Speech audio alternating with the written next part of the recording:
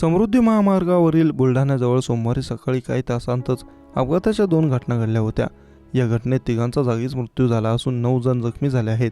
यातील पहिल्या अपघातात चालकाला डुकली लागल्याने भरधाव वेगाने असलेली कार अनियंत्रित होऊन साईड बोरिअरला धडकली. या घटनेत 3 जण ठार झाले तर 4 जण गंभीर जखमी झाले आहेत. दुसऱ्या अपघाताची घटना देखील चालकाला डुलकी लागल्यानेच झाली. पुण्याहून नागपूरच्या दिशेने निघालेली कार ट्रकला पाठीमागून धडकली.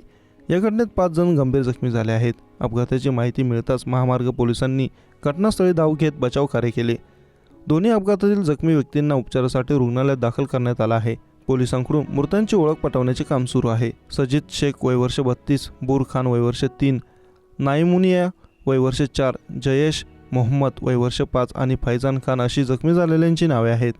मिळालेल्या माहितीनुसार दोन्ही कार नागपूरच्या दिशेने जात होत्या.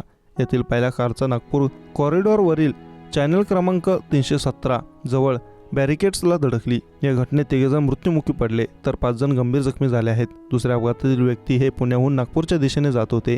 नागपूर कॉरिडॉर चॅनेज क्रमांक 338 जवळ कार आली असता चालकाला अचानक डुलकी लागली. कारचा वेग जास्त असल्याने अनियंत्रित होऊन ती ट्रकला पाठीमागून धडकली. अपघात इतका भीषण होता की कारचा चक्काचूर झाला. समृद्धी महामार्गावरील अपघाताचे सत्र काही थांबण्याचे नाव घेत नाहीये.